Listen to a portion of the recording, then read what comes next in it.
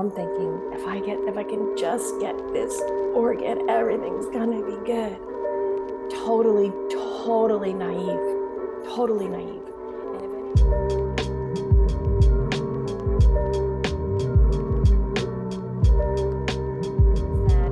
That at a time in your life where often you feel knowledgeable, comfortable, supported, maybe you have resources, funding. It's right at that time where you can take an exhale in your life that all of your hard work has somehow paid off, that another journey wants to cultivate, which means that that comfort zone and that exhale that you may feel, or that safety or control of your circumstances, whatever it may be, that bubble needs to burst. And for me, that's always been an eye-opening wake up call.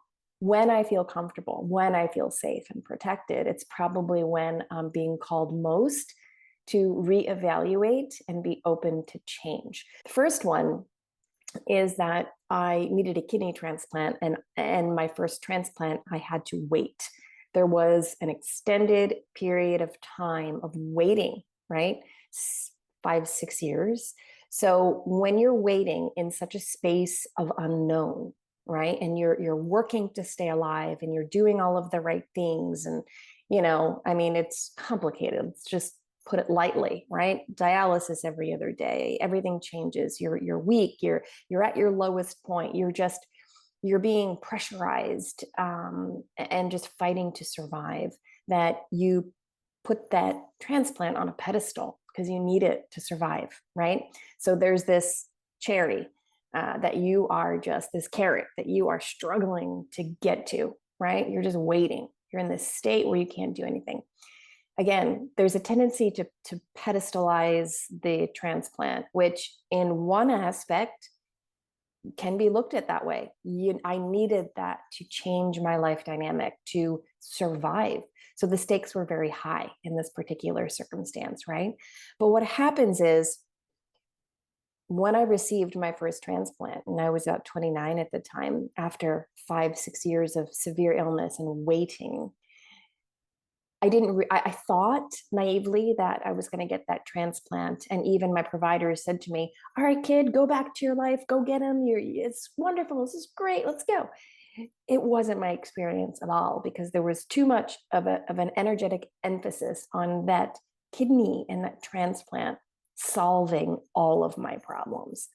It helped significantly with an aspect of my life, right? Which was, it got me off of dialysis and back into my life. But life is not just an organ or a part being replaced. I had come to find out harshly over that following year that I was under resourced mentally, emotionally, physically, and spiritually to be able to completely reinvent my life. I wasn't going to go back to my old life. I had to completely start over at a critical time when I had already just given everything I had to survive long enough to get the transplant. And this is what I'm trying to say. This is the metaphor, the example is that to change, to evolve, usually individuals have exhausted their resources, their energy, time, right? It's like the sunk cost fallacy, where you just keep doing the same thing because you've just invested too much time, money, resources, and cultivated an entire existence around that one identity, right? So I had to change identities completely, because I went from a very sick patient to a perceivably healthy, functioning member of society that had a transplant. But now I had all of this other existence I needed to figure out. Again, at a time where naively, if any of you are out there waiting for anything from as severe as an organ to survive, or even something else you're waiting for, I'm telling you, it's not going to solve all your problems. It's going to help in one aspect of your evolution and your existence, but it's not everything. It is so not even close to everything. Another example, I have Awakening Healthcare, which is my nonprofit with Dr. Shaw, and I see this happen on the other side of things a lot with healthcare providers, is this idea of a sunk cost fallacy into one identity, right? You've sacrificed time, money, attention, your life to go through the rigorous training of becoming a medical doctor. And then anything that begins to challenge the concept and the framework of what the system and your colleagues constitute as being healthy, good, and safe for you in that culture, it creates a mental schism. It's like it actually is like a culture. It's like a cult, right? And it's like, I'm not, please don't get triggered by that. I mean, if you're not understanding the broader context of what I'm saying, it's a culture, it's a cult like mentality. And doctors, even if they have beef with other doctors, at the end of the day, the system will defend the system to keep it operating. Too much innovation, too much truth too soon, too much, just too much of an outlying belief system is usually very far away from being able to be open to when you are so pigeonholed into your belief construct. And that's what it is you are in this place where you believe that this is how it is, this is all there is. And I've been through this myself, and it's astounding and alarming and disorienting when somehow you start to get glimpses that everything you know to be true is not everything that's known to be true, that you're actually radically insulary in your entire worldview. And we tend to cultivate communities around us that support our worldview. So then when we have these different perspectives, for instance, I have a lot of amazing, interesting experiences from my healthcare journey that I would love to share with providers who work with other patients, being on this journey for 25 years, but to really truly get my voice to be respected and heard appropriately by somebody who's not in that cult, not in that culture, has been a challenge for me. I no longer am seeking any recognition for my ideas around healthcare innovation for patients. I had to do it on my own, but again, that's mine to get over too, is that, hey, I got an outlier idea, concept, thought.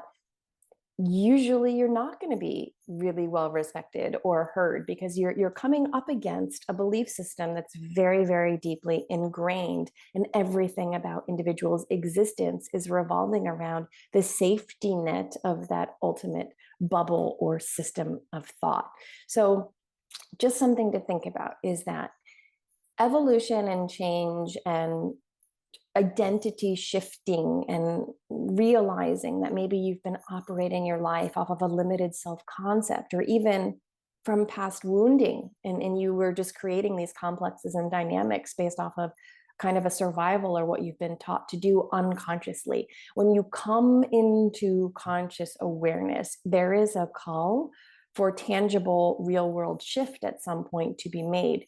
It starts with understanding it within and then without, right? So there's a follow through that's yearning to be brought forth into the world when you have these recognitions within your own psyche, is that, okay, now I have this clarity. Maybe I need to reorganize or restructure some of that which is in my physical reality. And sometimes that happens naturally when you come to these recognitions. But sometimes, again, we hit this resistance because we realize that we've worked so hard and put so much energy into an identity or an existence. And often we're getting rewarded, or we're accepted, we're known, it's familiar to everyone else, that it doesn't only challenge your own resiliency to do this. But remember, the outer world knows you as one identity, one way of being.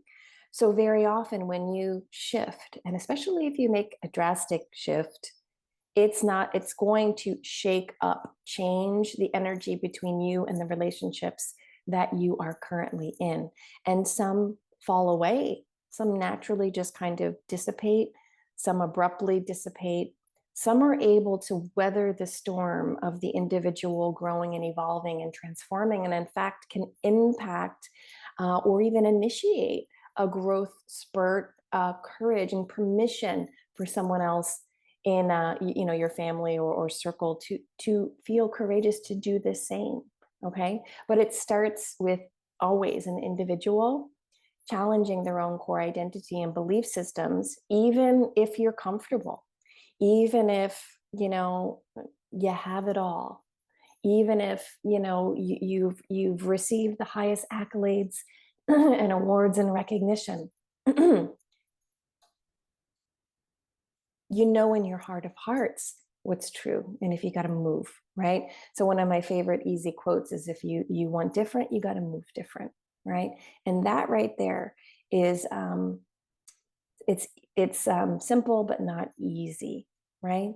Is that if you want something different, you have to realize that all of the work that you've done up until that point was necessary and needed to get you to your next step. It's not a mourning as in, oh, I've done this all wrong, I've wasted my entire life, how could I have done that, and a sense of self destruction.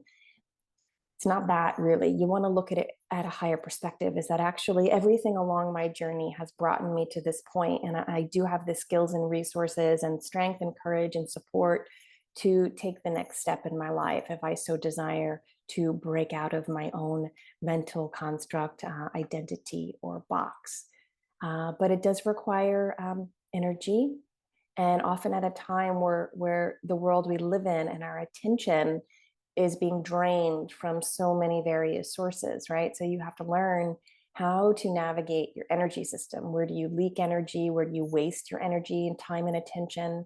And you need to navigate to put it into more regenerative, stable sources if you want to make a big shift or change in your life. So